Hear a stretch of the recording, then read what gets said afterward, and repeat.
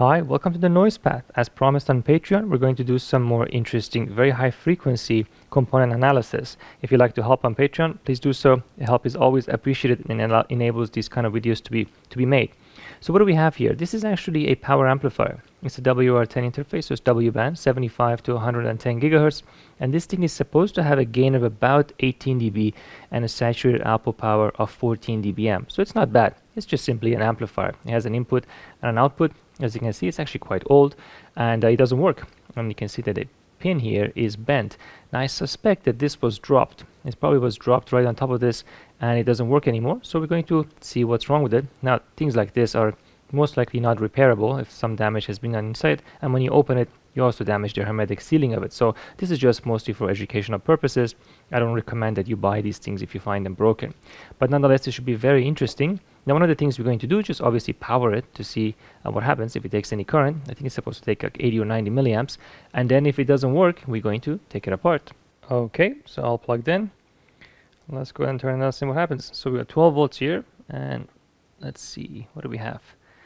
Well, basically nothing.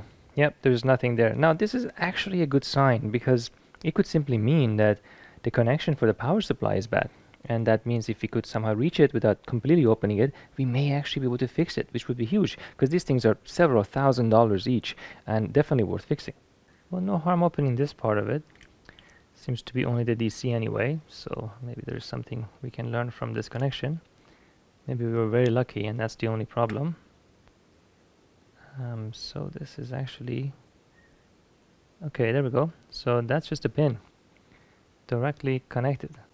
There we go. Yeah, so interesting. Okay, let's try and power this one and see if this works. So I clipped onto this pin very carefully, because this pin is very fragile. Now we can try it again and check out what happens. It draws 236 milliamps, so it's actually now drawing the correct amount of current. So it's more than I thought it is. I mean, it kind of makes sense. This is a 12 dBm or 14 dBm amplifier, and it's probably not super efficient. So yeah, that's pretty amazing. So could it really be that the problem we have is just simply in this?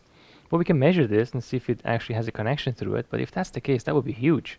Now, can we disassemble this in any meaningful way? There's a washer around this. There you go, the washer comes off. That's just to keep out moisture and things like that from this connection over here. This looks like it's Teflon. And on this side, it doesn't budge at all. Oh, requires a bit more investigation. So here's that connection. This is the part that connects to the module itself. So it looks pretty good. That's where that pin goes into. Now on the other side is where we have the issue. Now look at that. So that's where it broke off. And that looks to me like it could be silver epoxy, something like that. So that has to be cleaned out. And this is the pin itself. If I can get it into focus here. Yeah, so that connection is probably what happened. That's broken. But this is easily repairable. So this is where we ended up at. The center pin was beyond saving. I was trying to straighten it out and it snapped out of a pair of pliers, and it's in a parallel universe somewhere, so I couldn't find it anyway. But I went ahead and I soldered the cable directly to it, put also a ground cable and added some strain relief to it so it doesn't go anywhere, and of course a BNC connector at the end. So this should now be much easier to power, and that those pins are not protected. There's also some epoxy in there. So another question is, well, how do we measure it to make sure it actually works? I measure the power consumption is correct, but how do we know that the internal amplifier works? Well, the ideal way would be to measure its S parameters. Now that would mean that you need a 110 gigahertz network analyzer. And there's actually a video on my channel where I started working on building that, but it's been on pause, and this is a good excuse to go back to it at some point. But for now, I just want to make sure that this thing works roughly. It doesn't need to be perfect. And on top of that, I actually don't have a 75 to 110 gigahertz source that I can easily turn on right now. So we have yet another problem. But what we can do is we can try and measure the excess noise of this amplifier, meaning that because it's an active device, it has a certain gain, it has a certain noise figure, we can calculate what we should be expecting in terms of power spectral density of the noise at the output of this amplifier when the input of the amplifier is terminated into 50 ohms. Now yet another problem is that I actually don't have a WR-10 50 ohm source, or 50 ohm load I should say. So instead what I'm going to do is going to use a horn antenna. This is a WR-10 horn antenna, and this is going to give us a reasonably good 50 ohm input. So we're going to connect that to the input of the amplifier. Now the output of the amplifier is going to generate excess noise. How much? Well, we can quickly calculate that. we will start from a 50 ohm noise floor, which is minus 174 dBm per hertz. We add the gain, 18. We add the noise figure, let's say about 8. We end up at minus 148 dBm per hertz. Now, can we even measure minus 148 dBm per hertz power spectral density coming from this? Well, that's going to depend a lot on what our spectrum analyzer is capable of, plus the mixer that is connected to it. So we can turn it on, look at the noise of the instrument by itself, and see where it is. If it is already higher than minus 148 dBm per hertz, then forget it. There's no way, because the noise of this will be completely swapped out.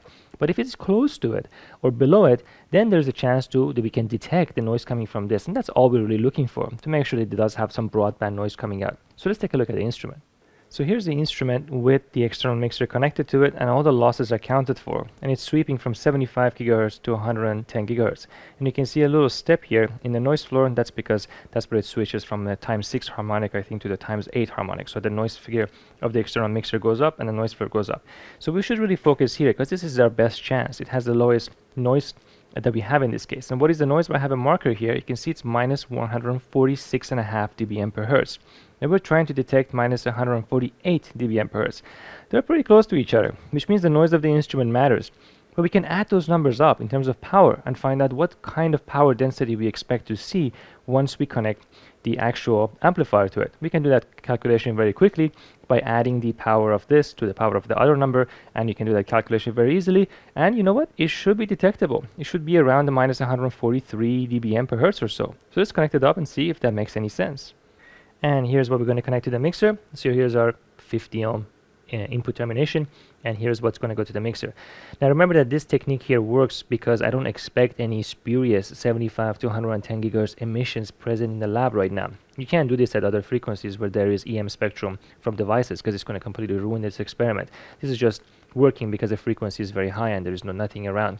So let's hook it up and try it out. Okay, all connected. I'm going to apply the power.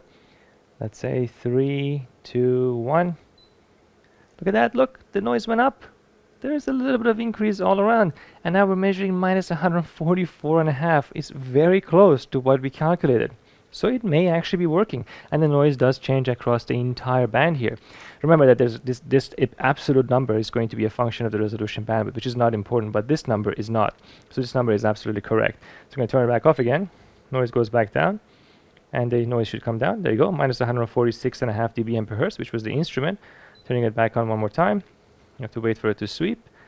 And what do we get? Minus 144.3. It's perfect. The math actually works.